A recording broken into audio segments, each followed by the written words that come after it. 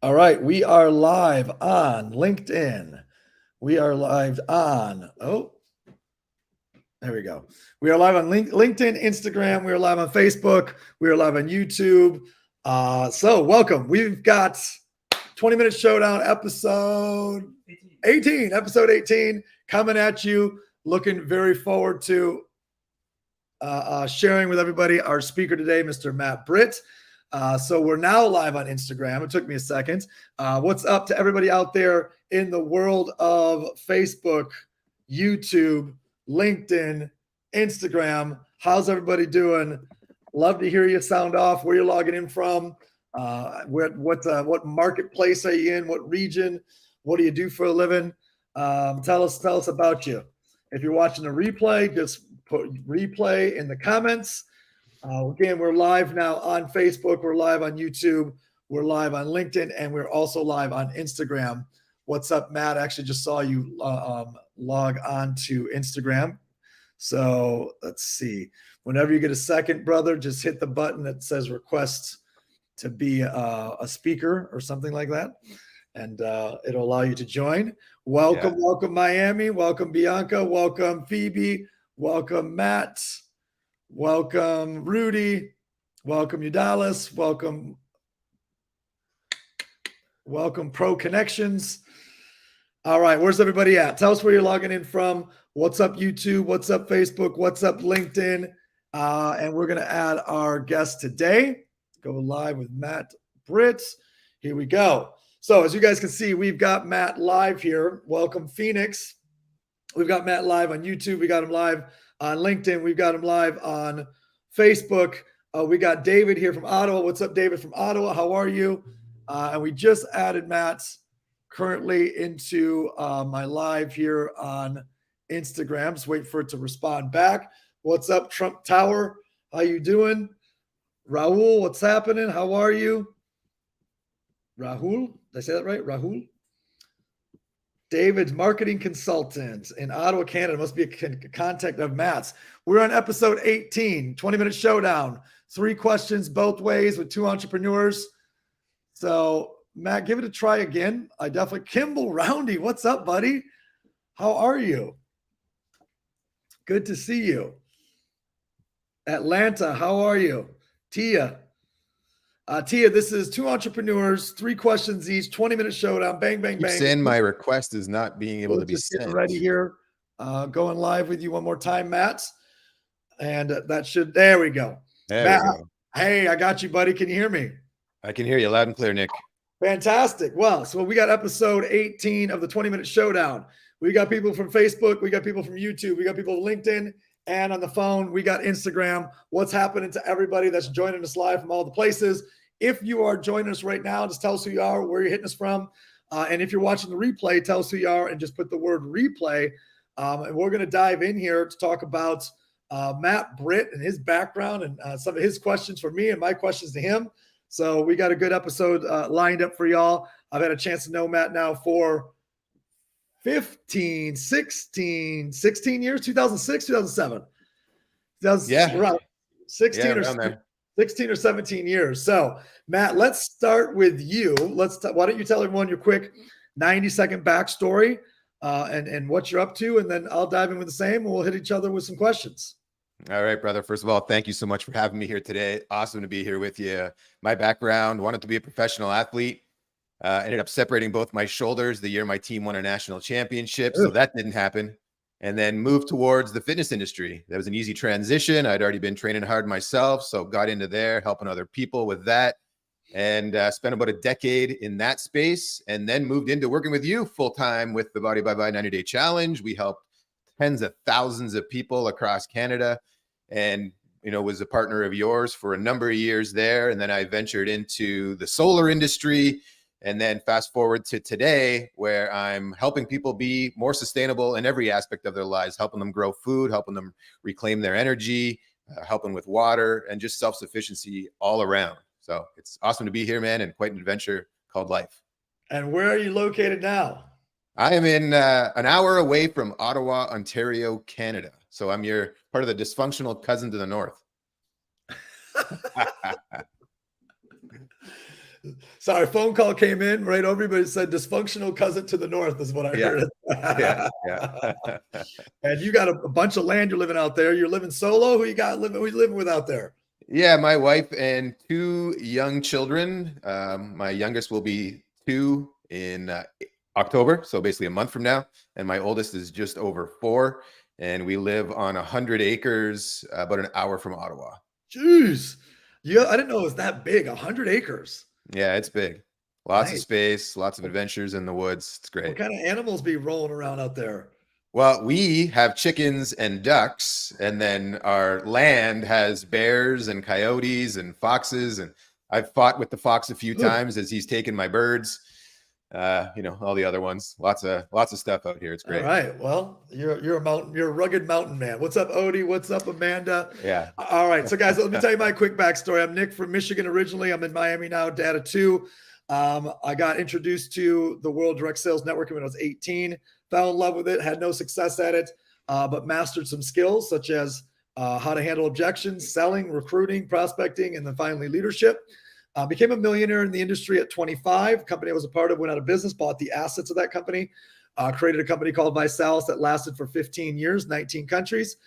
Some of you might remember the Body by Vi 90-day challenge, 3.6 million customers. And it was just a fantastic journey. Was able to create about 75 millionaires in that run. In fact, Matt was one of those millionaires we created in that journey. What's up, Russ? How you doing, buddy? What's up, Odie?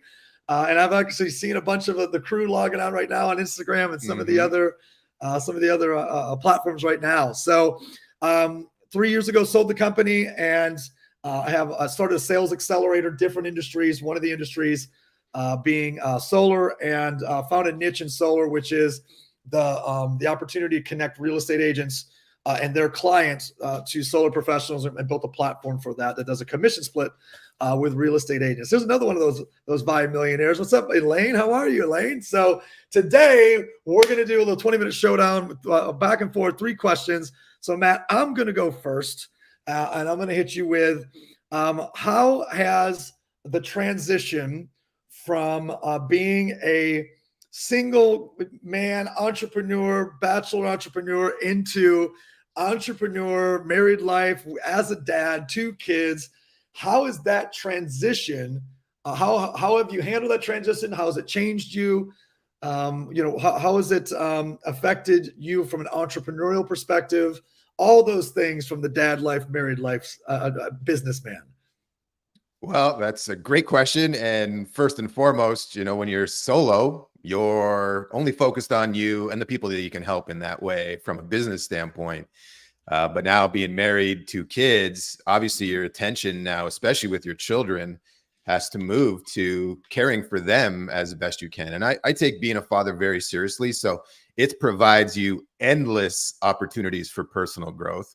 It's fantastic how much they can teach you and show you weaknesses. So the transition really has put me in a position where your time awareness has to be so much more nailed down. It's put me in a spot where, when you're dedicated to your children, the phone has to go away. The distractions need to go away because they're paying attention to everything, and they know when you're not watching, and then they start to do things to get your attention, right?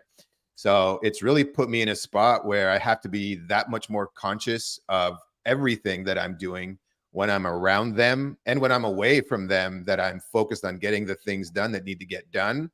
So when I can go back to being with my children and my wife, I'm present. I don't have a distraction. I don't have the phone near me. And it really forces you to evaluate where you put your time. What things do you let get your attention, and what stuff do you just have to completely block out, right? That the present moment with kids is everything to them, because that's where they live, right? They live for the right now. They don't care what you have to do later or what you were just doing. When they want you, it's your time to be with them and nothing else. And those are very valuable lessons that I've learned from being a father and being a husband. And it spills over into both sides, right? It makes me a better entrepreneur, and it makes me better at being a father and a husband. let's go down the path of how is it making you a better entrepreneur? So great explanation, by the way. And I don't want to, I can jump into the answers pretty easily based on what you shared. But what you shared was how you've created the right guardrails and the right, process and rituals for you to make sure that you're a great dad, a great present dad. Now reverse that. And how has it, made you a great entrepreneur? Because it's pushed me to use my time more wisely. It's pushed me to ensure that where I put my focus, that I do so with intent and determination and focus in that time that I'm putting my energy there. And it's made me be very selective on what I say yes to and make better choices on where I'm saying no. And almost like saying no more often, where I want to be able to do all kinds of things, but saying no, and sometimes saying no first, even though I may want to say yes, saying no is the right choice. Where before it was yes, yes, yes, yes, yes, I'll do it all. Yep. It just can't be that way anymore. And it makes you choose wisely who you spend your time with, I guess, who you invest your time with. Right? Where am I putting my attention when I'm not being an entrepreneur helps me more as being an entrepreneur because I'm choosing to associate with better people. Look at all this awesome wisdom, man. Badass. So a couple things I picked up there, guys, is what Matt's learned from being a father and a husband is intentional focus, how to value time, how to pick the right people to spend your time with and to work with and to invest into. Because when he shuts off, and doing that, he's got to make sure that he's maximizing everything on the entrepreneurial side based on projects, people, and where he's doing the work. So beautifully said, man. Beautifully said. All right, I'm gonna kick it to you. What's your first question? Well, it's funny. We're both going towards the kids first. What are the two biggest lessons your children have taught you about leading people? About leading people. Okay. Two biggest lessons my kids have taught me about leading people.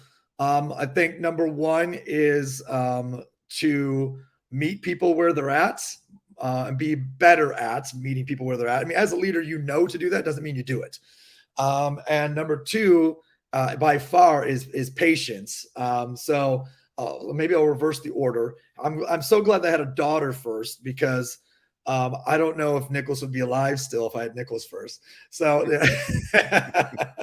so having Gia first, having a daughter and being just running so fast, so hard all the time, kicking ass, taking names, it forced me to want to really just, slow down and be just want to hug her all the time and love her all the time. And, it just breaks your heart when your daughter cries. And so she got me to really learn patience quickly, immediately.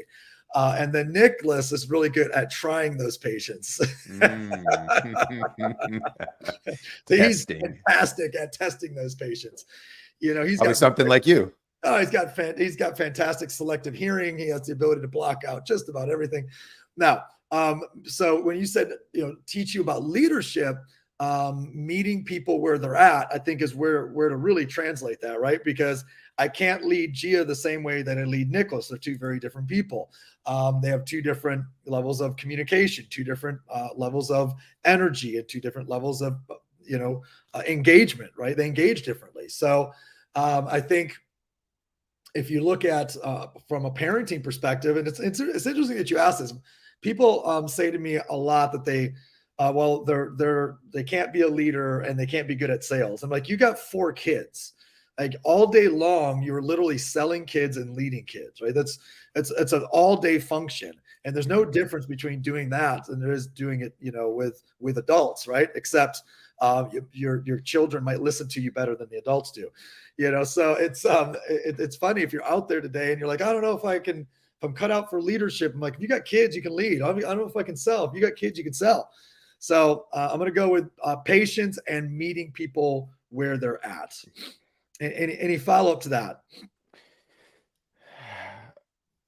So the meeting people where they're at, what does that mean? How, translate that into, well, leading others, leading adults. What does that mean to Yeah. meet them where they're at? Well, everybody is always at a different place, and it's much harder to lead people where they're at than it is to just lead everybody the same. Mhm. Right. So leading everybody the same is significantly more comfortable and easy for the leader because you don't have to change anything. You get to do the same thing and be the same way and request the same thing from everybody and push everyone the same. And that does work. There is a function of, leading everyone the same way. And some people respect that you lead everyone the same way, but you're not going to get the most out of the team. You're not going to get the most out of people. You're not going to get the best results. So I think early on in leadership, I just led everybody the same because that was easy on me. But now, as I've grown as a leader, I've recognized that you can't do that, and you have to lead everybody differently based on what their needs are, based on what their skills are, based on what their strengths are. Most importantly, what their strengths are, and if you can elicit the greatest level of all of their strengths at the same time, then you can create an unstoppable team and an unstoppable organization, whatever it is that you're doing. So definitely having two kids who are very different has taught me, has made me examine how I maybe can be better at that in my career as a leader. Yeah, outstanding info, Nick. So great question. And by the way, all the parents out there, dive in. How is having kids changed you as a business owner, as an entrepreneur? How has it helped you as a leader? As you've had children, you've had to work, with your children as well. So great dialogue, great topic. Add into the conversation, add your notes, throw into the comments. We'd love to have you. Okay, we're jumping to question number 2. So Matt, because I have the knowledge of your backstory, I know some of your ups and your downs, and the journey that you went through. And I'm going to go with, how difficult was it to have made your first couple million in a short period of time, and then lost that in this and maybe the same amount of time, and then how hard was it to overcome that, and even loss of a relationship, to be where you're at today at the top of your game, both in business life, parenting, relationship. You went through that valley to come out to where you are right now at that peak. How hard was that? What mental strength did it require? How did you overcome those valleys? Well, one is, I get up when I'm knocked down. I learned to fight as a kid, and very young. And it's not something I'm necessarily proud of, but it gave me the belief in myself that I could handle adversity. I could get punched and get up. And this was no different. Going through the meteoric rise that seemed like an overnight success, well, that was 7-8 years of preparation in network marketing. I had a bunch of failure in that space, but what I kept doing was dedicated myself to learning, dedicated myself to being around successful people and going to events and just being plugged in. So when I went up and then came back down, it was my own fault, my own mistakes, my own shortcomings, the things that I did not do or the plans I did not follow that put me in the place where I ended up losing everything. And that losing everything was just, to me, another getting knocked down. Was it easy to get up and keep going? Yes. But did I also battle in my head with those stresses that I hadn't experienced before of losing everything, and your ego gets in there and you have the self-doubt talk? But the things that I did keep doing that were unnegotiable was I kept learning. I decided I was not going to stay down, that this was only temporary, right? Pain is temporary. That my determination, my heart, my attitude, my hunger for success never went away. And what anybody else said to me, or what they thought of me, or what they thought of what happened behind my back, none of it mattered, right? What others think is none of my business. What matters is, what do I think? What do I believe? What can I do to continue to move forward regardless of my temporary pain, and keeping my mindset open to new opportunities, keeping it positive, keeping it around growth, investing in my growth. That was this success formula for me to keep going. And Nick, I haven't just failed once. I have failed over and over and over throughout my life. And everything that I've done from a failure standpoint has only taught me more strength, more tenacity, more hunger, more valuable lessons to keep going. It's, if you want to live a life of your dreams, it's going to be hard, but so is being fucking broke and doing shit you don't want to do. So I would rather work hard at living the life of my dreams than be stagnant and have a hard life doing things that aren't giving me the life of my dreams. So for me, it was a simple decision, and it's staying simple. I will never give up on leading the best life that I possibly can. I will never give up on working to help other people live their best life. I have a heart focus when it comes to business. I love to make a positive impact in the lives of other people. I love to think big, and I love to make things happen. I want to create success stories. I want to live a life, a rich life full of wealth that isn't just monetarily driven. And that has never changed regardless of the ups and downs, the peaks and valleys. I think one thing I've learned from you over the years is about how to stay off the emotional roller coaster. Don't let other people's emotional roller coasters be one that you hitch your roller coaster to. I like being more even keel. Yes, I get excited. Yes, I get hurt, but it's only temporary. I will, I can give myself 10 hours, 24 hours to be down and think maybe poor thoughts, but then it's right back up, right back at them. Get back to work, get back to personal growth, get back to action, because you can't stay in that negative down place if you're taking action on new dreams and goals and putting in that effort. There was so much gold in that. There's literally like 17 quotes and 17 core philosophies in there. Here's one from, I don't know how to, Guillaume. Looking back, our failures are always teachings we needed to receive. I heard dreams are hard, but so is being broke. I heard that even when you're down, you were investing in your growth. I heard what others think doesn't matter. I actually just posted a video of Deion Sanders. He was doing a presser, and he's like, "Look at me. Do I look like I'm ever going to care what any of you think?" Pain is temporary is something you said. Losing everything was just another knockdown. But you said something really interesting, which is, did I think I was going to recover? You're like, yes, of course. So you never doubted for an instant that even though you were knocked down, that you were going to get back up. The doubt never crept in your mind. I was going to get back up. Didn't matter. I didn't know how long it would take to turn my life completely back around and be that successful man that I was before. But here's the interesting thing. I've never thought of myself as unsuccessful either. So even going through those ups and downs of business, which if you're an entrepreneur, you're going to have them. So you better fucking get used to it. You better toughen up, because it's not going to be the straight line to success, which often people think is how it happens. It is a squiggly line of ups and downs and twists and turns and steps backwards and steps forward, right? It's a nonstop adventure, and you got to keep your mind right, knowing where you're going. Because these little temporary things on the path to success are only opportunities for you to be better.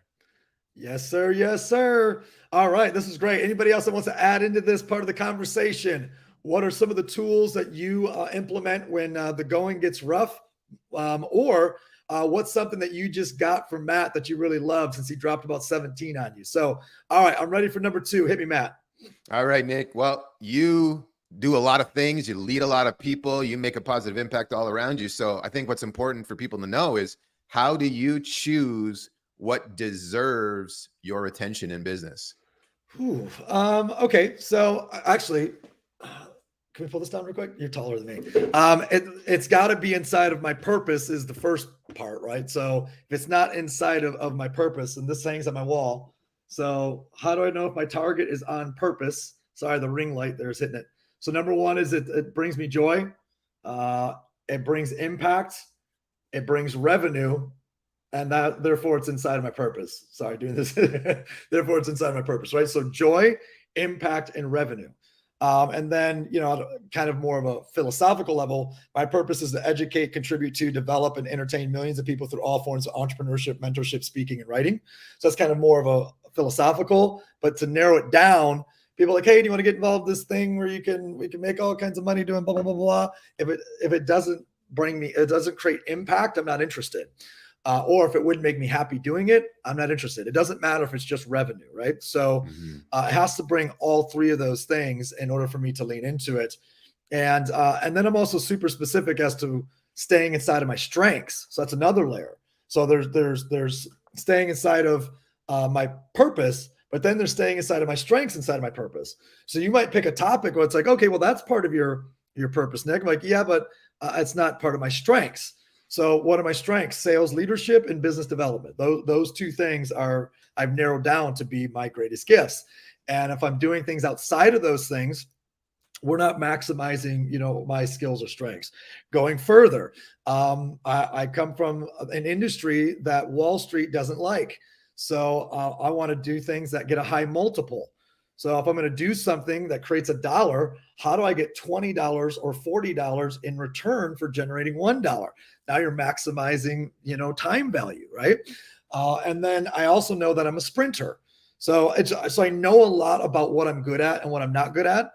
So I try to do things that just line up into sales leadership, biz dev, sprinting, maximizing, value creation. So as a sprinter, you don't want to bring me into the seventh year of the company to maintain it for the next 7 years. That's not what I do. You want me to launch things. You want me to create things that you want me to create the marketplace, not maintain it. You want me to go recruit everybody and get everyone going, get everyone fired up, not go kind of sustain everybody. So staying inside of my purpose and staying inside of my strengths. So saying that back to you guys, what is your purpose and what are your strengths? Get very freaking crystal clear on them. And if revenue is one of those things, it's part of your purpose, then for me, it's like, how do you maximize that as well? So that's a go at the question. Did I answer the question the way that was asked? Yeah, you did. And it definitely leads to other questions, which is one, okay. How do you identify your purpose? And two, how do you figure out what are the core strengths that you should be focused on? And this is for everybody out here. Yeah. So for purpose creation, if you guys want to go to nixtube.com, that's just a direct link to my YouTube, nixtube.com, and click on the playlist. There's a bunch of videos on how to get narrowed down into your purpose, right? So it'll give you actually a 5-step process that, and for time's sake, I can't go into it now, but I'd love for you guys to dive into that, go into the steps, be like, oh, this is easy. Step 1, step 2, step 3, step 4. And then the second question you asked was strengths. Strength Finder is the best tool I've ever used for A, I guess, identifying my own strengths, but B, helping to identify other people's strengths and leading people inside of their strengths. So if you guys haven't done your Strength Finder, I highly recommend that you do your Strength Finder. But I think, another one that I created is the Joy. Strength quadrants. Joy Strengths. Yes, Joy Strength. Joy Strength Quadrants, which is you make a T and a piece of paper, and it's listing all the things that you're doing, and then you start listing how good are you at these versus how much do you love them? I love them or I hate them. I'm good at them. I'm terrible at them. And you put those into quadrants. That's also in one of the playlists. You can go watch the Joy Strength Quadrants. This was something that it was actually Mike Craig. He's like, Nick, this is what I love doing. This is what I hate doing. And I was like, I think I can turn this into an exercise. So I just drew it out, and all of a sudden there's these quadrants of I'm great at this and I love it. I'm great at this and I hate it. I'm not great at this. So I'm not great at this, but I love it. And I'm not great at this and I hate it. Right. So it's like not great at this and you hate it. You should never, ever do those things. You're not great at it and you love it. That's maybe you like to sing karaoke, but you're shit. Right. It's like, you probably shouldn't be doing those things, but maybe you do one of them because it makes you happy. But you're great at it and you love it. You should be doing that 90% of the time or 80% of the time. And you're great at it, but you don't love it. You can't necessarily not do those things all the time, but your goal is to, at some point, find people who are great at those things and love those things so you don't have to, right? So I think those are a couple different exercises: joy strength quadrants, go through the purpose videos, and also Strength Finder. All of those will help. Yeah, for sure. Yeah.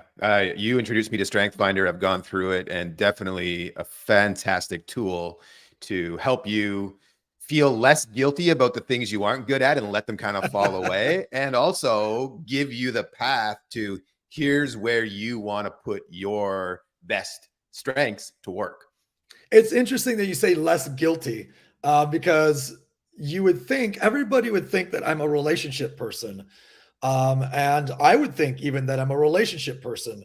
And then all of a sudden you do Strength Finders and you realize that 8 of my lowest 10 are relationship.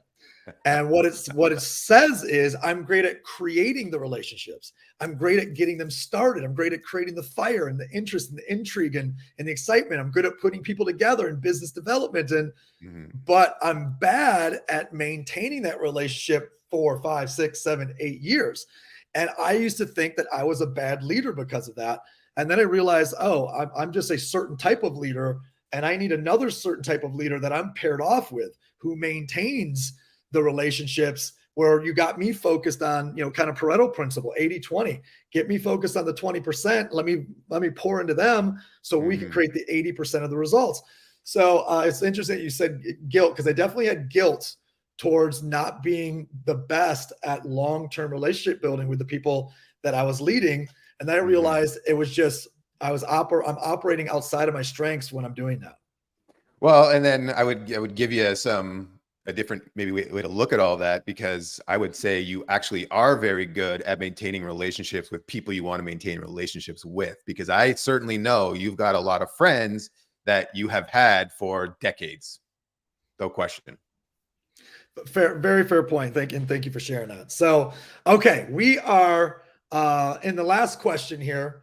So we're gonna wind it down with, what are the 3 non-negotiable characteristics required for anyone who's a sales professional, anyone who's a business owner, anyone who's an entrepreneur, anyone who's a leader, anyone who's a solopreneur? What are the 3 non-negotiable must-have if they're going to be successful? They must have blank, blank, and blank.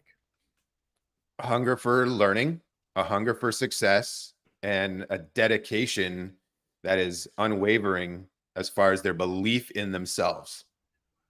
Hunger for success, hunger for learning, and that dedication that they believe in themselves, that they're going to do whatever it takes to be successful.